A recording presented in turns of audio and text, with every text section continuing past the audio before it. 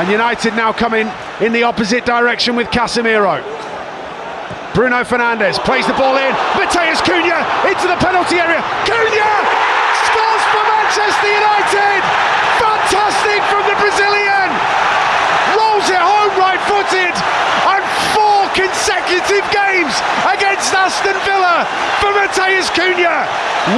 Manchester United 2, Aston Villa 1. የሊቨርፑልን ጉዳይ እንመልከት። ሊቨርፑል እንግዲህ ትናንትና ከቶተንሃም ሆትስፐር ጋር ያደረገውን ጨዋታ አንድ እኩል በሆነ ውጤት አጠናቋል። በሜዳ አንፊልድ ያደረገው ጨዋታ ነበር። ያው ቼልሲም የተሸነፈበት ሳምንት ስለነበር ሊቨርፑል ይሄንን እድል ይጠቀማል የሚሉ ግምቶች ነበሩ።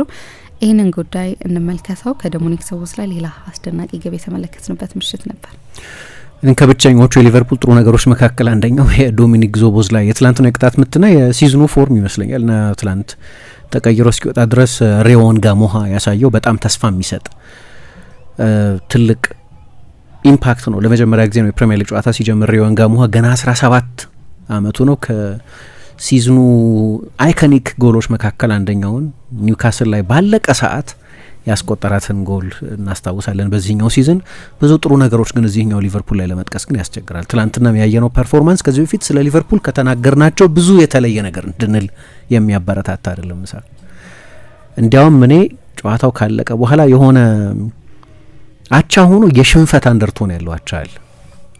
አቻው ስትሸነፊ የሚሰማሽ አይነት ስሜት እንዲሰማሽ የሚያደርግ አቻ አለ። ቶተንሃም በጣም አፖካሊፕቲክ በሆነ ቀውስ ውስጥ ያለ ነው። በጣም ኃይለኛ ቀውስ ውስጥ ያለና ከጨዋታው በፊት ለምሳሌ እኔ በተጠይቂኝ ከአስቶን ቪላ ጨዋታ በኋላ እንዲያውም አውርተን ነበር መሰለኝ ምሳ ቱዶር ይባረራል ከእንደዛ አይነት ጨዋታ በኋላ በ22 ደቂቃ 4 ጎል ከተቆጠረበት ጨዋታ በኋላ ግብ ጠባቂውን ለማሰለፍ ያንን ውሳኔ ወሰነ። የግብ ጠባቂው ኤክስፐሪመንት አልሰራም እና አራቱንም ጨዋታዎች ተሸነፈ። አሰልጣኙ የመጣበትን ዋና ምክንያት ማድረግ አልቻለም። የመጣበት ዋናው ምክንያት የወዲያው ኢምፓክት ነው። ወዲያው እንደመጣ ወዲያው ውጤት የሚያመጣ አሰልጣኝ ተብሎ ነው የመጣው።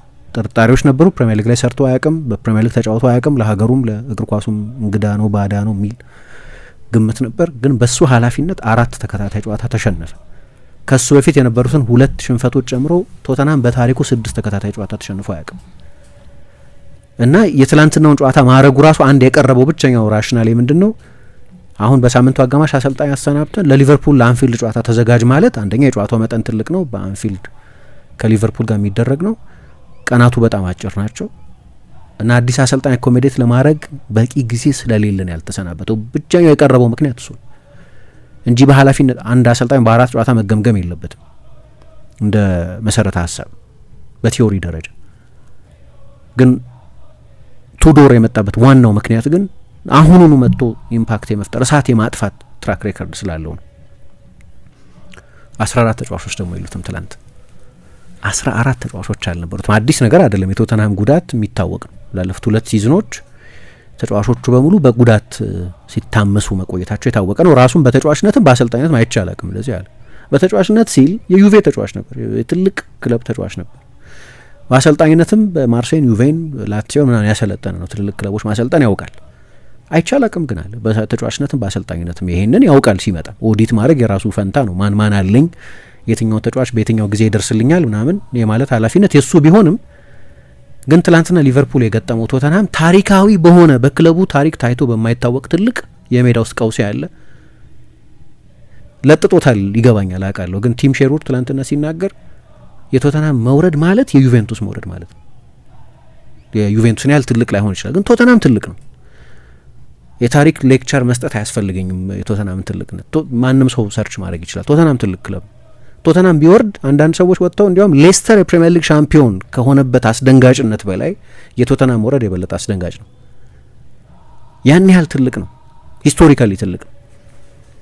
ግን እንዲህ አይነት ቀውስ ውስጥ ያለን ቡድን ነው ትላንትና ሊቨርፑል በአንፊልድ የገጠሙ እና ትላንት ስማሽ ኤንድ ግራብ የሚባል ነገር አለ። ቶተንሃም በምጥ ተከላክሎ ቪካሪዮ 5-6 ትልልቅ ሙከራዎች አድኖ ሊቨርፑል 25 ሙከራዎች አድርጎ በጣም ትልልቅ የጎል እድሎችን ፈጥሮ ሊያጋጥም ይችላል አቻ መውጣት ነው።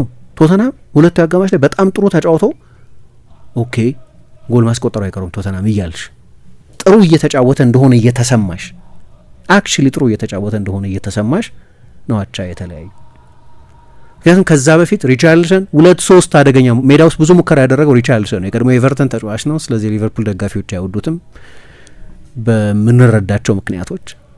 ግን ጎል ለማስቆጠር በጣም የተቃረበው የማጥቃት ተጫዋች ያ አሊሰንን አንድ ትልቅ ሙከራ እንዲያድን ያደረገ ለጎል ለማስቆጠር በጣም ተቃርቦ የነበረ ድንገት የቶተናም ተጫዋቾች ኦኬ እየተጫወትን ያለ ነው ለካ ያን ያህል አደገኛ ከሆነ ቡድን ጋር ያን ያህል ከሚያስፈራ ቡድን ጋር አይደለም የሚል ድንገት ተጫዋቾች ውስጥ የተፈጠረ የሚመስል 72 ደቂቃ ቢመራቸውም በዶሚኒክ ዞቦዝ ላይ ጎል እኔ ግብ ጠባቂውን ተጠያቂ ያደርገዋለሁ። በጣም ጥሩ ቅጣት ምት ነው፣ ግን በዚህ ደረጃ ያለ ግብ ጠባቂ ማዳን አለበት። እንደ አይነት የቅጣት ምት ጥሩ የቅጣት ምት መቼ ነው እናውቃለን፣ ግን ጎሉ ያረፈበትን ቦታ ካየሽ ቶፕ ኮርነር አይደለም። ኃይል ነበረው፣ ግን ለምን አሰልጣኙ ግብ ጠባቂዎች ላይ እርግጠኛ እንዳልሆነ ያሳይሻል። ቤዚክ የሆነ የግብ ጠባቂ ስህተት ነው፣ ግን ማለት ሊቨርፑል ያስቆጠረውን ጎል ጭምር ማለት ነው እና ይህ አይነት ስሜት አለው። እኔ የሊቨርፑል ደጋፊዎች ምን እንደተሰማቸው አላውቅም። አቻ ሆኖ የሽንፈት አንደኛ ባለቀ ሰዓት የተቆጠረ ጎል ነው፣ ዴዣvu ነው። በቃ ብዙ ጊዜ አይቼዋለሁ ይሄንን። በዚህ የውድድር ዘመን 8 ጎሎች ከ90ኛው ደቂቃ በኋላ ተቆጥረውበታል እና አዲስ ነገር አይደለም።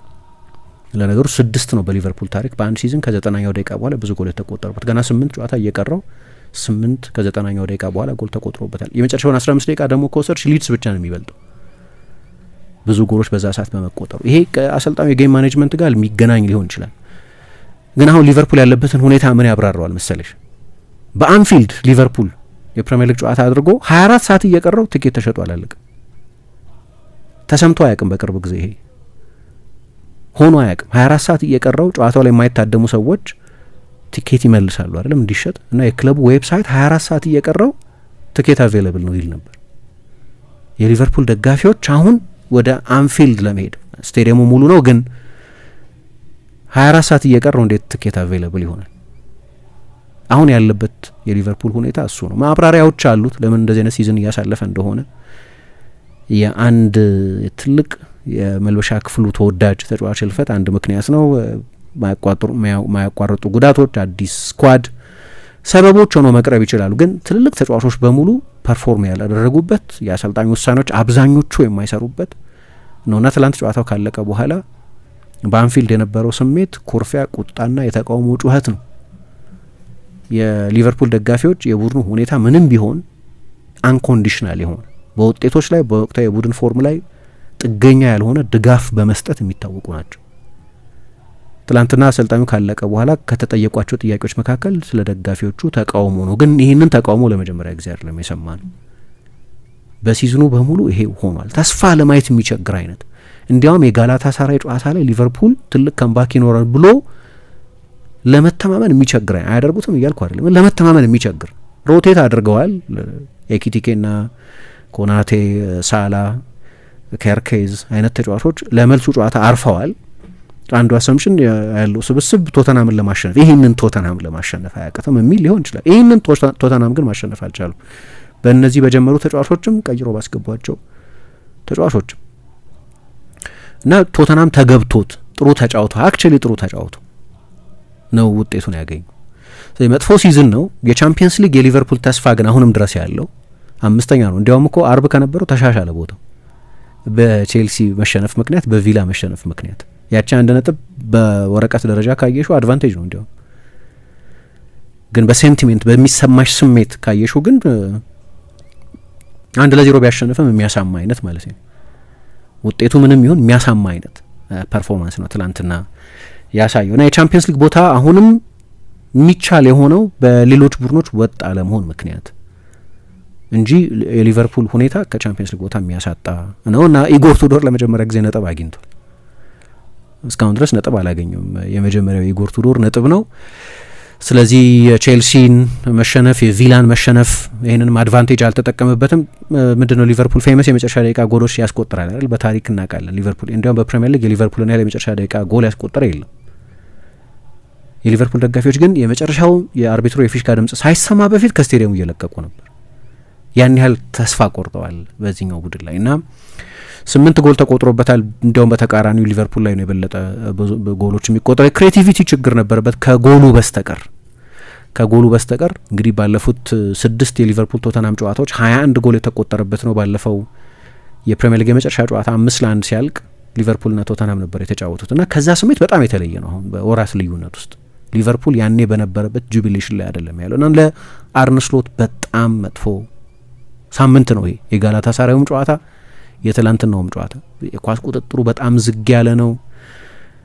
በተለይ ደግሞ ልክ ትላንትና ኢጎር ቱዶር በ4-4-2 ለመጫወት የወሰነው ፌመስ የባክ ስሪ አሰልጣኝ ነው፣ የባክ ፋይፍ አሰልጣኝ ነው። ሲከላከል 5 ተጫዋቾችን ግን ትላንትና በ4-4-2 ነው ለመጫወት የወሰነው እና አሰልጣኙ ሮቴት አድርገዋል። ግን ከሪዮ ዊንጋሞሃ ከሚያሳያቸው አንዳንድ ፍላሾች በስተቀር የሊቨርፑል ማጥቃት በድጋሚ ደካማ ነበር። የጨዋታ ማኔጅመንት ችግር አለበት። እኔ ባለቀ ሰዓት 8 ጎል የሚቆጠርብሽ ከሆነ አምና አሰልጣኙ ይደነቁ የነበሩት በጌም ፊሊንጋቸው ነው። ብዙ ጊዜ ቀይረው የሚያስገቧቸው ተጫዋቾች የቡድኑን ኮንትሮል የበለጠ ያጠብቁታል፣ ወይ ቡድኑ ጎል በሚፈልግበት ጊዜ ለቡድኑ ማጥቃት ጥራት የሚጨምሩ ተጫዋቾች። እንዲያውም በዚህ በአውሮፓ ቤስት አሰልጣኝ የነበሩ ይመስለኛል ባለፈው የውድድር ዘመን። አንዳንድ ጊዜ በ20 ደቂቃ የፉልሃም ጨዋታ ትዝ ይለኛል 20ኛው ደቂቃ ላይ ምሳሌ ሮበርትሰን በቀይ ወጣ እና እዛ ጨዋታ ላይ የብራይተን ጨዋታ፣ ሌሎች ብዙ ጨዋታዎች መጥቀስ ይችላሉ። የእሳቸው ለውጦች ሲሰሩ ያየ ነው። የአርሰናል 2-1 ያለቀው ጨዋታ፣ ሌሎችም ብዙ ጨዋታዎች ላይ አሁን የጌም ማኔጅመንት ችግር አለ እና ትላንት መጥቶ እንዴት ቶተናም 7 ኦን ታርጌት ይሞክራል? ይሄ ቶተናም ጄምስ ማዲሰን የለውም፣ ዲያን ኩሉሴቭስኪ የለውም፣ መሐመድ ኩዱስ የለውም፣ ሌሎች ብዙ የማጥቃት ተጫዋቾች የሉትም። 7 ኦን ታርጌት አንፊልድ ሙከራ አይደለም፣ ኦን ታርጌት ሞክሯል። 14 ተጫዋቾች ያልነበሩት ቡድን ነው እና የሚገባውን ነጥብ ነው ያገኘው። አሰልጣኙም ዳሜጂንግ ነው ብለዋል። በጣም ዳሜጅ የሚያደርስ አይነት ነው። እኔ በውጤት ማለት አይደለም፣ በኢሞሽን ግን ተስፋ ለማድረግ ይቸግራል። እንዳልኩት ሪዮን ጋሞ ሀይቲንግ የጨዋታው ኮከብ የተባለው እሱ ነው። 7 ድሪብል ሞክሮ 7 ድሪብሎች አሳክቷል። ኤክሳይቲንግ ተጫዋች ነው። የበለጠም ብዙ መጫወት ያለበት ተጫዋች ነው። ግን ከክሎፕ በምን ይለየዋል መሰለሽ? ክሎፕ መጥፎ ሲዝን አሳልፈው ያውቃሉ። ለምሳሌ ዋንጫ ከወሰዱ በኋላ በሚቀጥለው ሲዝን በጣር ነው የፕሪሚየር ሊግ ቦታ የቻምፒየንስ ሊግ ቦታ ነው ያገኙት። በ2022-23 የውድድር ዘመን የዩሮፓ ሊግ ቦታ ነው ያገኙት። ከዛ በፊት የቻምፒየንስ ሊግ ቦታን ለማግኘት በችግር ነበር የቻምፒየንስ ሊግ ቦታ ነው ያገኙት። ግን ሁሌም አንድ አሁን ሊቨርፑል ቻምፒየንስ ሊግ ሊያሸንፍ ይችላል፣ ኤፍ ኤ ካፕ ሊያሸንፍ ይችላል። ሁለቱም ውድድሮች ውስጥ አሉበት። አሁንም ድረስ ጥሩ ሲዝን ሊሆን ይችላል። ግን አይ ቲንክ ሰፊውን ኮንቴክስት መርሳት ያለብን አይመስለኝም። ያኔ ክሎፕ በእነዚህ አሁን አስቸጋሪ ባልኳቸው አመታት ሳይቀር ቡድናቸው ሲዝኑን ሲጨርስ ኦኬ ለሚቀጥለው አመት ይሄ ቲም ሲጎልበት 1-2 ኢንትረስቲንግ ዝውውሮች ስናደርግ እንደገና እንመለሳለን ወደ ቻምፒየንስ ሊግ ፋይናል ወደ ደረሰው ቡድን ፕሪሚየር ሊጎች ሲያሸንፍ ወይ በፕሪሚየር ሊግ የምር ተፎካካሪ ሲሆን ወዳየነው አይነት ቡድን ይመለሳል። ይሄ ቡድን ሲዝኑን ሲጨርሱ እንደዛ ነው። ለምሳሌ መጨረሻ የ2021-22 ቡድናቸው ከ2019-20 ሲዝን በኋላ የነበረው ቡድናቸው የመጨረሻዎቹን 12 ጨዋታዎች አልተሸነፈም ለምሳሌ እና ሲዝኑን በጠንካራ ሁኔታ መጨረስ ይችል ነበር እና ደጋፊዎች ተስፋ የሚያደርጉበት ምክንያት ነበራቸው። ያንኑ ስብስብ ይዘው ለኳድሩፑል ተቃርበው ነበር። ፕሪሚየር ሊጉን በ1 ነጥብ ነው ያጡት። ቻምፒየንስ ሊግ ፋይናል የተሻለ ቡድን ሆኖ በ1 የጎል ልዩነት ነው የተሸነፉት። 2 የካፕ ውድድሮች አሸንፈዋል። እኔ በታሪክ ለኳድሩፑል እንደዚህ የተቃረበ ቡድን አላየሁም። የመጨረሻው ወር ላይ ለ4 ዋንጫ ተስፋ ነበራቸው። የፕሪሚየር ሊጉ ጨዋታ ታስታውሽ 80ኛው ደቂቃ ድረስ ቪላ ወይም 70 ምናምን ደቂቃ ቪላ 2-0 ይመራል። ሲቲ ትልቅ ካምባክ የጉንዶዋን 2 ጎሎች የዚንቼንኮ የሚገርም ፐርፎርማንስ ምናምን ነው ነገሩን የለወጠው። 92 ነጥብ ይዘው ነው የጨረሱት። 93-92 ሁለቱ ቡድኖች ሲቲ 93 ሊቨርፑል። ፋይናል ላይ ኩርቷ 9 ሙከራዎች ነው ያዳነው። በቂ አይደለም። ኦኬ ሪያል ማድሪድ አሸንፏል። ግን ከዛ ሲዝን በኋላ ያለምንም ለውጥ ነው ያደረጉት። ምክንያቱም የሚቀጥለውን ቡድን እየሰሩት እንደሆነ የሚያሳይ የሲዝን አጨራረስ ያደርጋሉ። በቅርብ ጊዜ ሌላም የ2022-23 የውድድር ዘመን ላይ የነበረውን ቡድን የመጨረሻዎቹን 12 ጨዋታዎች አልተሸነፈም፣ 11 ጨዋታዎች አልተሸነፈም፣ 7ቱን አሸንፏል። አንዳንድ ኤክስፐሪመንቶችም አድርገዋል። ለሚቀጥለው ዓመት የተጠቀሙባቸውን ትሬንትን ወደ መሀል እያስገቡ እንደ ኢንቨርትድ ፉልባክ መጠቀም አይነት የቡድኑም ድክመት ለይተውበታል። አማካይ ክፍሉን ማደስ እንዳለባቸው የተረዱበት አይነት። ይሄኛው ግን እንደዚህ አይነት አይደለም። ተስፋ የለውም እያልኩ አይደለም፣ ግን የአርነ ስሎት ክሬዲት አልቋል። አሁን አምና የፕሪሚየር ሊግ ሻምፒዮን ባይሆኑ ኖሮ ከእንደዚህ አይነት ኢንቨስትመንት በኋላ ይህን በኃላፊነት ሊቆዩ አይችሉም ነበር እና እንደዚህ አይነት ስሜት እንዲሰማሽ የሚያደርግ አይነት የሽንፈት አይነት መልእክት የሚያስተላልፍ አቻ ነው። ለቶተናም ትልቅ ነጥብ ነው፣ ግን ለሊቨርፑል አክቹዋሊ የቻምፒየንስ ሊግ ቦታቸው ላይ 1 ነጥብ ተጨማሪ በቪላና በቼልሲ መሸነፍ ቢያገኙም በስሜት ደረጃ ግን መጥፎ ስሜት የሚፈጥር አሰልጣኙም ላይ ተጨማሪ ጥያቄዎች የሚያስነሳ አይነት ነው። And United now coming in the opposite direction with Casemiro. Bruno Fernandes plays the ball in. Matheus Cunha into the penalty area. Cunha scores for Manchester United. Fantastic from the Brazilian. Rolls it home right-footed. And 4 consecutive games against Aston Villa for Matheus Cunha. Manchester United 2, Aston Villa 1.